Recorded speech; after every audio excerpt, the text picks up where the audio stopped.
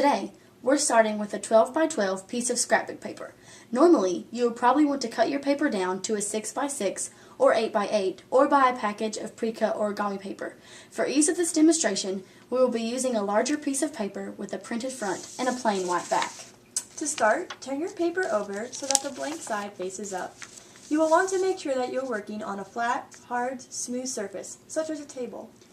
Next, fold the paper in half from point to form a large triangle. Then, fold together the two far corners on the longest side of the triangle so that you have a smaller triangle. Make the fold more flexible by repeating it in the opposite direction. Now open the triangle slightly. Press down the corner that is sticking up, bringing the white parts together to form a square.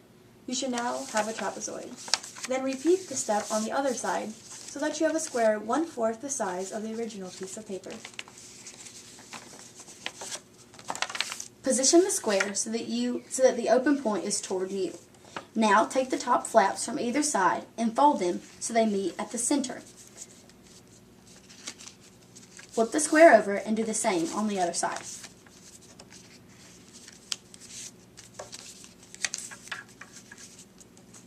You should now have a kite-shaped object. Take the short, wide top triangle and bend it downwards. Then bend it back to the other side. You are trying to make a flexible crease, so you may want to bend it back and forth several times. When you have a nice crease, return to the kite position. This next step is rather tricky, so watch closely. Open the two outer flaps on one side and pull up the bottom point of the square so that you can see the white interior. Bend the top flap back using the horizontal crease you just created. The two wide triangle flaps on either side should start to come together as you press the top flap back. Press them down so that you have a long, vertically oriented diamond shape. Now flip the paper over and do the same thing on the other side.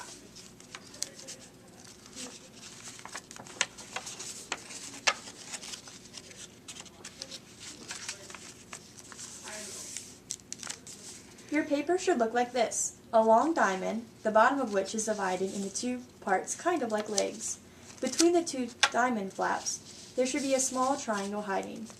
If your paper looks like this, you have just completed the crane base. This base can be used as a starting point for several other origami creatures, but today we'll stick with the crane. So take the wide angle flaps on either side of the diamond and fold them so that they are flush with the vertical line that runs the length of the diamond.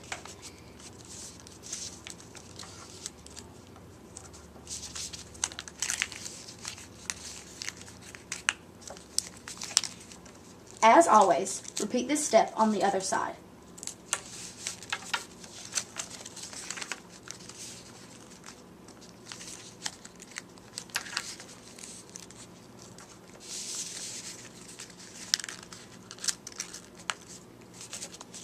Now, you should have a really skinny kite with legs.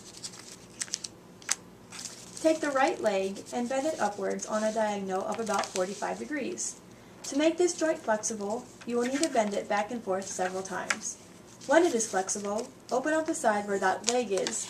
Lift the leg perpendicular to the body and press it into the crease, so that what used to be the leg is now angled slightly up, and as a closed fold on the top, an open fold on the bottom. You just completed the neck joint.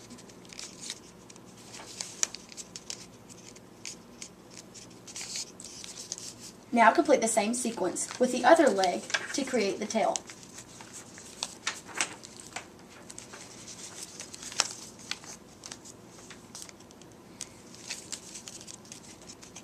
Return to the neck.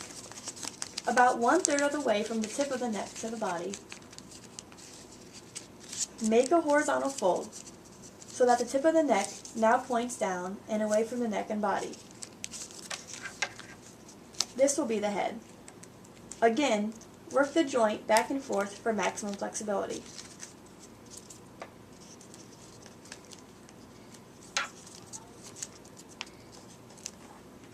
Gently open the neck from the front, taking the head as you do and pressing it down into the crease you just created by inverting the fold. You now have the head and beak of the crane. All you need to do now is let it fly. Take the two triangular points at the top and gently pull them outward perpendicular to the tail and neck in opposite directions. As you do so, the diamond-shaped body of the crane will fill with air. If you want to, you can gently curl the wings downward so that the crane looks like it is soaring in mid-flight. Another option is to draw little eyes on each side of the head to give your crane some personality. I prefer to also give my cranes a name. This one will be called Gertrude, aka Gertie. Congratulations! You have just completed your first origami crane. One down, 999 to go.